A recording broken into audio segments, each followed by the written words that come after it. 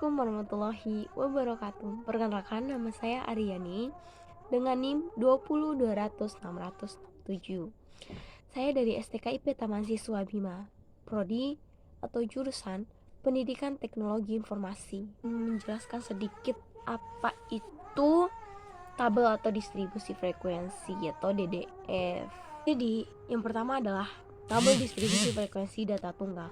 Jadi, tabel distribusi frekuensi data tunggal adalah jenis tabel distribusi frekuensi yang dimana di dalamnya terdapat angka-angka yang tidak dikelompokkan. Maksudnya adalah tabel distribusi frekuensi data tunggal ini dia cuman kayak ngitung dirinya sendiri aja, dia nggak ngitung teman-teman yang lain, dia cuma ngitung dirinya sendiri. Nah, aku kasih contohnya dalam kehidupan sehari-hari aku.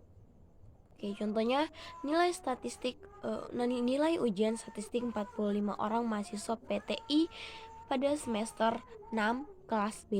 Jadi ada 45 mahasiswa dan nilainya itu beragam, ada yang 100, 80, 90, 70 dan bahkan 60. Nah, untuk menghitung frekuensi data tunggal ini kita langsung aja menghitung berapa yang ke 100, 80, 90, 60, 70 dan sebagainya. Jadi totalnya adalah ada 45. Jadi totalnya adalah ada 45 mahasiswa. Jadi kalau untuk di kehidupan sehari-hari sebenarnya data tunggal ini nih gampang banget sih. Nah, contohnya misalnya nih kita ngitung motor. Ada motor, misalnya ada yang pakai motor Vario itu ada 3 orang. Terus motor Beat ada 10 orang. Terus KLX ada 5 orang. Kita tinggal hitung aja kayak gitu. Jadi dia tuh gak perlu ngitung lagi teman-teman yang lain, gak perlu dikelompokkan lagi. Dia tinggal hitung aja. Yang pakai Beat berapa, yang pakai Vario berapa, yang pakai KLX berapa dan sebagainya. Tabel distribusi frekuensi data kelompok tabel adalah tabel frekuensi yang dimana di dalamnya data berupa angka-angka yang dikelompokkan. Nah, contohnya apa? Nah, kita ambil contoh data berat badan 50 mahasiswa PTI semester 6 kelas B. Kita pakai contohnya itu beda ya. Sama kayak yang tadi, setelah kita dapat datanya, kita langsung aja urutkan dari yang terkecil sampai yang terbesar. Terkecilnya berapa? Ada angka 43, terbesarnya ada 75. Cara menghitungnya bagaimana, Kak? Cara menghitungnya adalah dia ada 5 tahapan. Yang pertama, menentukan nilai terendah dan tertinggi yang sudah diurutkan, terus menghitung rank, menghitung jumlah kelas, menghitung panjang kelas, dan menentukan nilai batas bawah. Oke, yang pertama kita akan menghitung kita akan menentukan nilai mana yang terendah dan tertinggi. Nah, nilai tadi sudah kita ketahui secara bersama bahwa nilai terendah adalah 43 dan nilai tertinggi adalah 75. Kita akan menghitung rank.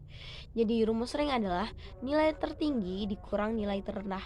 Jadi kita langsung saja rank sama dengan 75 dikurang 43. Jadi berapa? Dari 32. Nah, selanjutnya adalah menghitung jumlah kelas atau banyaknya kelas. Nah, rumus yang digunakannya ini adalah K sama dengan 1 tambah 3,3 log kali N. Jadi N ini nih adalah jumlah keseluruhan data yang sudah kita observasi tadi, data yang sudah kita kelompokkan tadi.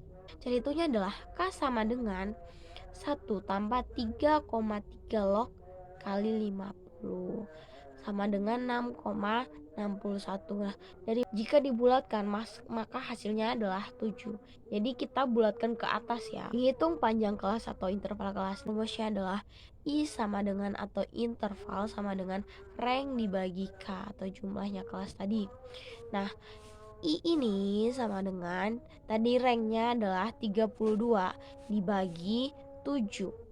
K-nya tadi adalah 7 sama dengan 4,57. Jika dibulatkan maka nilainya menjadi 5. Kenapa harus dibulatkan? Karena gak susah cara ngitungnya nanti, makanya dibulatkan. Menentukan nilai batas bawah pada kelas pertama. Nah, sebelum kita ke tabel frekuensi, kita harus menentukan dulu nih nilai pertama yang harus kita masukkan pada tabel itu berapa. Nah, rumusnya adalah TB atau tepi bawah sama dengan batas bawah atau BB dikurang 0,5 sama dengan 43. Tadi batas bawahnya atau nilai yang terkecil tadi adalah 43 dikurang 0,5 sama dengan 42,5.